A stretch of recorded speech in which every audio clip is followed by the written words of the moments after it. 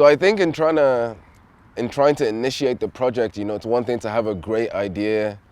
It's another thing to have a great execution. And you can imagine trying to bring in, so as part of the project, it was very intentional in, I wanted to work with Africans and primarily I wanted to focus with African women as a means of creating this feminist space, of bringing these women into a body of water. Our bodies are made up of primarily water, and the water has been very much described as this feminine energy. So how can we root these women in it as a means of building some sort of confidence within them, and the water acting as this new space for them to explore themselves and explore this new world. So in doing that, you can imagine the project initially began in October, which is towards the tail end or the beginning of winter, however you want to look at it, or autumn, and trying to convince a group of women, African women, to get into the water when the temperature outside was ranging from 10 to 9 degrees was one that was a lot harder than the initial conversation I had with Dublin City Council Culture Company and Dublin Sports Partnership. So it required a lot of persuasion and motivation and patience on my end of bringing these people into this new space. Primarily, we worked out of Ballymun, and it was one where I had to carry much of the group, carry the respective traumas of being in the water. In terms of my engagement with respective people, one of the things that was quite prominent is so many people, and again, this doesn't just is not just particular to these women from Nigeria, but so many young women have stories of where a cousin of theirs or a friend, whoever, had this brilliant idea to throw them into the water and laugh. And that is something that I kept on seeing time and time again. So even before any swimming could be done, there was this need to address the inherent fear of the water and the past traumas that has been had. And in doing so, one had to be patient, and I'm very grateful that I had the helping of Aoife Drum, who has been their swimming teacher, both in Ballymun and here in Clontarf Baths as well. And in terms of how she was able to really work with these women and hold their hands, and I think between Aoife's presence and my creative ability of showing them of like, imagine yourself 12 weeks from now, what would that look like? And it was easy, and we were able to make some progress, because as part of this creative residency, the women were forced to, before and after engaging in the water activities, were forced to reflect on a certain aspect of their life or of the water based off of prompts that I gave them. So on the first occasion, before they got into the water, one of the things I asked them to write about was, what is the greatest fear you hold about the water? And why does that still resonate now? So even one can be so consumed by fear and not be aware of it. So the act of writing it down becomes this very much mindful activity where they are forced to center themselves and locate, where does this fear come from, and how has it been holding me back and engaging in the water. And again, we can see, like, in terms of these respective engagements and being part of this collective, right? Because we very much became a collective, a family, where we held ourselves accountable and we're able to hold space for each other's fears, aspirations, responsibilities. It became this space where people were able to be free and support each other. I have some really great shots of the women holding each other's backs and teaching each other how to float in the water. And again, it was very much in tune to this feminist idea that I had of women holding space for other women to just be women. Especially when a lot of the public discourse around women is very much centered around violence and the lack of autonomy they have of themselves and the body. And I think being in the water forces them to let go, because as Fela says in his song, water no get enemy. So it's this idea of learning, and for the women to learn for the water to be their friend. That's how it's been so far, and it's really been a very beautiful and humbling journey for me to be a part of. And where do you reflect? We're really at the end. Is this the end day of the cycle? We're really close to the end of the cycle. So how do you reflect seeing that the journey they've been on, when you see them today, seeing them in the water from maybe the first time meeting them and their fears? That must be kind of an inspiring thing for you to see. Yeah, if I'm to be honest, I feel very much like I don't know if this is paternalistic, but very much like a proud father. of seeing like almost like, you know, your child going off on their first day of school, or a dog having learned this trick or something like that. But I feel very much proud of this project and this idea that I had as a very much of a seed, and I wasn't sure how it was gonna go.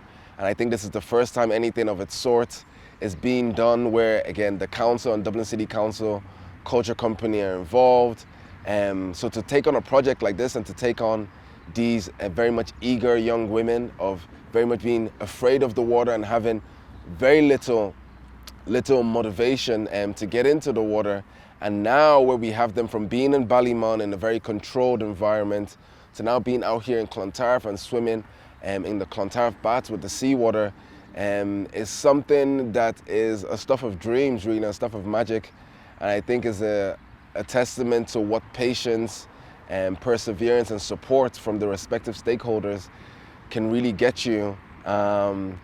Because so much so, the feedback that I've been getting from the women, for example, I can use one of them, was that in terms of even engaging with swimming and water activities, she became initially in engaging with the sport, initially she had heart murmurs, and then since from coming weekly to these swimming lessons, all of a sudden they're gone.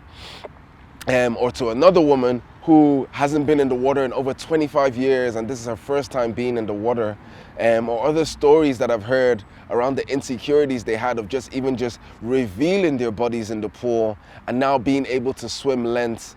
I think really is a stuff of dreams, and I think what is the question I keep asking myself is the ripple effects it has on Irish society in Dublin.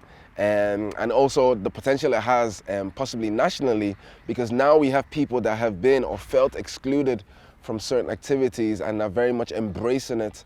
And I find myself now that everywhere I go and I speak about this project, so many people are like, I'm interested, I want to learn how to swim, I don't know how to swim, and I want to do this. So it's very much twofold for me, that I'm proud of the fact that I have seen through this journey and been through this life cycle with these women of being very much uncomfortable, unable to swim, unwilling to swim, this fear of the cold and fear of the water, wondering about their hairs. Is there going to be a hat that's going to fit? Are they going to get swimming gear? Are they going to get some sort of support? Will I be there? Will somebody be there in the water? To now these women not wanting it to end and actually pushing for it to go on further. And also looking for more people, and more people are asking me of like, is this gonna continue? How do I get involved? I wanna do this. Is really a stuff of dreams that I couldn't make up. And maybe as well a way of, for anyone watching this that would like to partner with me, of maybe taking this project on further and taking it on nationally, of how do we get other communities involved in this, and how do we have possibly this intercultural exchange around swimming and sports and water activities. Is something I'm very much interested in.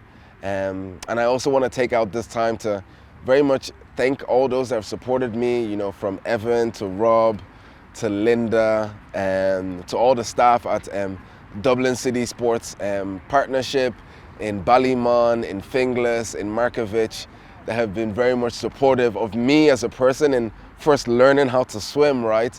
And then in engaging in this activity and providing space and being very hospitable to us and to these ladies. I really appreciate it, and thank you very much. Perfect. Lovely. One quick one. Why do you think there's, like, is it kind of just a thing with under colour that there's a low representation, like in terms of not learning how to swim, or do you think there's a reason for that?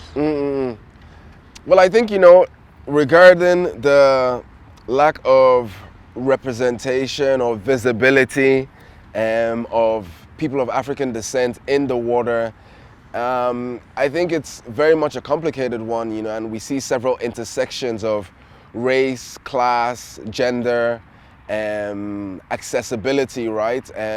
I think, unfortunately, swimming and having access to a pool becomes very much a class sport, and class sports are sports that require a substantial amount of money. When we think about things like, I don't know, I think about things like tennis or squash or maybe like badminton or hockey, right? These, again, very much sports that have been very much in this day and age reserved for those that come from very much affluent backgrounds.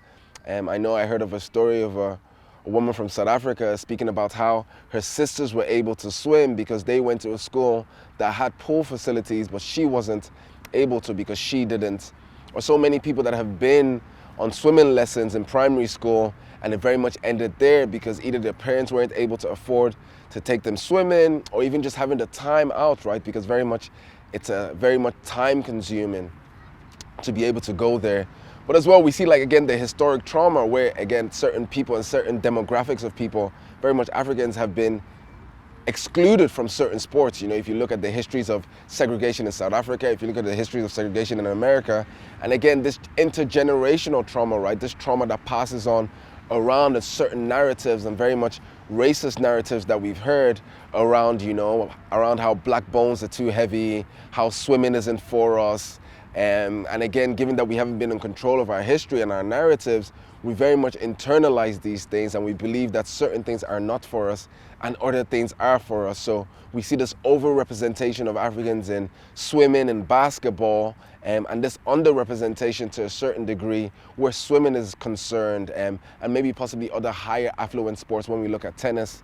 So I'll be interested in doing the work of how do I take, again, looking at this intersection of sports and art to other sports, and how do we invite people that are excluded in the sport? Because what ends up happening when you have quote unquote new entrants or people that have been excluded for so long is that it increases the competitive ability of the sport, and it forces us to be more creative of how it is that we imagine the sport.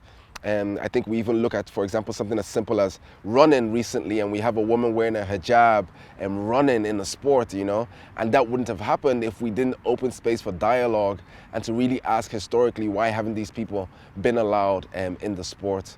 So I'm very much interested, again, in these issues that we have where sports is concerned, where society is concerned, that are very sometimes embedded and insidious and silent, and how do we uncover these things using art as a means to have very much interesting conversations.